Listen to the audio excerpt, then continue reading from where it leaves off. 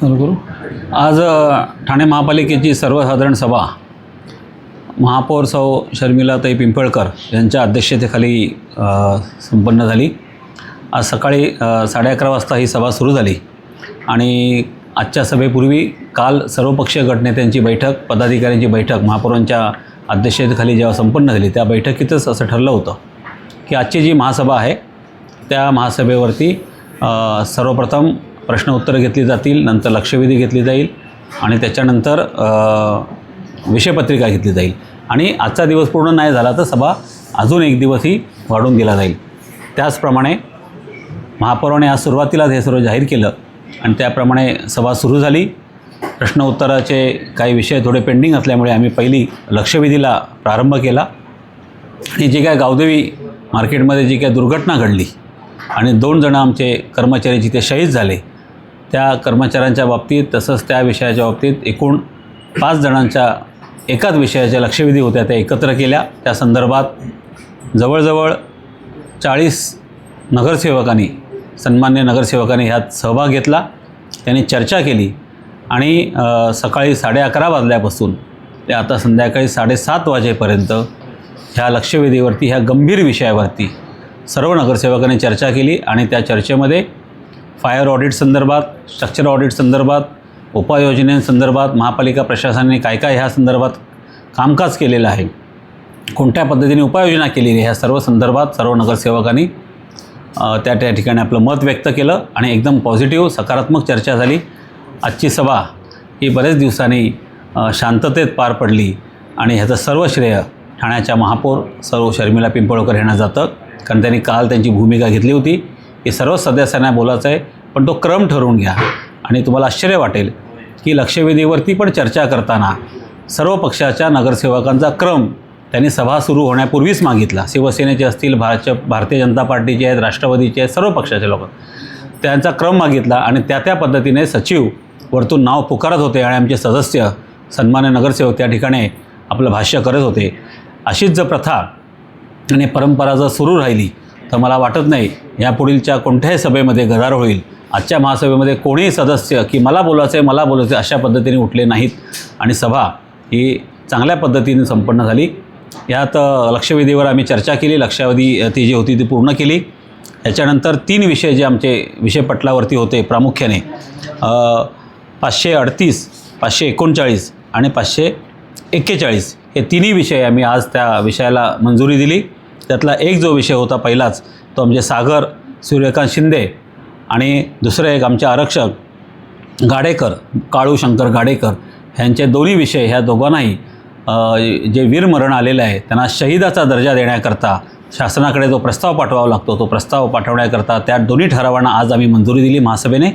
दुसरा विषय होता माननीय उपमुख्यमंत्री अजितदादा पवार यांच्या विमान अपघातात जे शहीद झाले होते त्यांच्याबरोबर त्यांच्या अंगरक्षक होते ते आपल्या दिव्यातले, ठाण्यातले रहिवासी होते शिंदे म्हणून, नंदकुमार शिंदे यांनाही ह्या ठिकाणी त्यांच्या कुटुंबियांना म्हणजे त्यांची पत्नी यांना किंवा त्यांच्या कुटुंबियांना ठाणे महापालिकेच्या सेवात समाविष्ट करून घेण्यासंदर्भातला एक जो काय सिंपत्ती आणि एक सहानुभूतीचा जो विषय होता तोही आम्ही 541 हा विषयही आम्ही आज मंजूर केला। ह्या तिन्ही विषयाचं गांभीर्य लक्षात घेऊन प्रशासनाने ते विषय पटलावर आणले होते।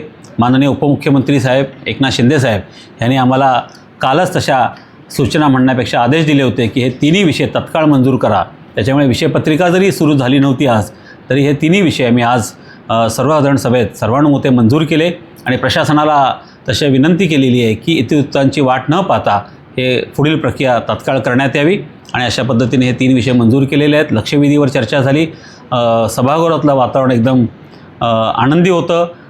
स्वतः उपमहापौर आमचे कृष्णकांत पाटील हे आज खुश होते का त्यांना डायसवरनं खाली उतरावं लागलं नाही आणि एकदम आनंदात वातावरण सर्व झालं आणि मला वाटतं ह्याच्या पुढच्या सर्व सभा ह्या चांगल्या पद्धतीने पार पडतील आणि ठाणे शहराच्या सर्वांगीण विकासाकरता जे नगरसेवक आपली व्यथा मांडणार आहेत त्याला प्रशासनाकडनं योग्य त्या पद्धतीने उत्तर घेतलं जाईल। सर, जसं जगदाळे साहेब 5 वर्षाचं मानधन जे आहे त्या कुटुंबियांना मदत स्वरूपात किंवा देण्याचा प्रस्ताव समोर ठेवलेला आहे. असा काही प्रस्ताव आपण देखील शिवसेनेच्या गटनेते म्हणून सर्व नगरसेवकांना वगैरे असं काय सांगणार आहे? नाही, आजच माननीय सभागृह नेते हनुमंतराव जगदाळे आणि आमचे मित्र नजीमुल्ला यांनी आज सभागृहात सांगितलं की त्यांचं जे मानधन आहे पुढील 5 वर्षाचं ते ह्या दोन्ही वीर कुटुंबियांना दिलं जाईल. तर नगरसेवकांमध्ये ही चर्चा झाली, शिवसेनेच्या नगरसेवकांमध्ये ही चर्चा झाली आणि आम्ही आज त्या ठिकाणी जाहीर केलं की ज्या नगरसेवकांना की जे आपले सदस्य आहेत त्यांना आपलं मानधन द्यायची इच्छा असेल त्यांनी तसं लेखी पत्र महापालिका आयुक्त, महापौरांना आणि कॅफोना द्यावं. म्हणजे त्या पद्धतीची पुढची प्रक्रिया केली जाईल, कारण का ती प्रक्रिया करणं गरजेचं असतं. त्याच्याशिवाय ते मानधन डायरेक्ट त्यांच्याकडे जात नाही. तर ते आज तशी आम्ही सूचना सर्व नगरसेवकांना केलेली आहे आणि त्या पद्धतीची प्रक्रिया जसे पत्र प्राप्त होतील त्याप्रमाणे आम्ही ते त्या सर्व त्या वीर कुटुंबांना देणार आहोत. मीना सोनके यांनी देखील एक शिक्षणाचा मुद्दा उपस्थित केला की त्या मुलीचं शिक्षण महानगरपालिकेकडून करण्यात यावं. हे बघा, ती जी सागर, आमचा जो स्थानक अधिकारी आहे फायरमन सागर शिंदे, ह्याला जे वीरमरण आलेलं आहे त्याची मुलगी 3 महिन्याची आहे. आम्ही त्यांच्या घरी गेलो होतो, त्यांची आई भेटली, त्यांच्या पत्नी भेटल्या. अत्यंत दुःखात ते कुटुंबीय आहे. त्याच्यामुळे त्यांच्या शिक्षणाचा प्रश्न आहे, परंतु ज्यावेळेला आम्ही शहीदाचा दर्जा देतो त्या शहीदाच्या दर्जामध्ये त्यांचं सानुग्रह अनुदान आलं, त्या कुटुंबाचं पालनपोषण आलं, त्या कुटुंबाच्या ते जी लहान त्यांची बेबी आहे तिथं शिक्षणाचा खर्च आला. त्याचप्रमाणे त्यांना ज्या मिळणारे फायदे आहेत प्रशासनाच्या मते ते सर्व या शहीदाच्या दर्जामध्ये त्या सर्व ठरावामध्ये समाविष्ट असतात. त्याच्यामुळे वेगळ्या पद्धतीने शिक्षणाचा खर्च महापालिकेने उचलायची गरज नाही. तो शहीदाचा दर्जा आम्ही एकदा दिला की ह्या सर्व योजनांचा त्यांना फायदा होतो. थँक्यू. ज्ञान, मुझे हेल्थ केयर फील्ड में करियर बनाना है, कोई स्ट्रॉन्ग ऑप्शन है? बिल्कुल है. अभिनव इंस्टीट्यूट का BPTH बैचलर ऑफ फिजियोथेरेपी. आजकल फिजियोथेरेपिस्ट की डिमांड बहुत हाई है. कोर्स रिकॉग्नाइज है ना? ऑफ कोर्स, ये इंडिया की लार्जेस्ट मेडिकल यूनिवर्सिटी से एफिलिएटेड है, मतलब स्ट्रॉन्ग एकेडमिक वैल्यू. और करियर अपॉर्चुनिटीज कैसे रहेंगे? बहुत amazing. Hospitals, sports clinics, rehab centres और इवन इंटरनेशनल अपॉर्चुनिटीज भी. और सबसे इम्पोर्टेंट, प्लेसमेंट सपोर्ट मिलेगा? बिल्कुल.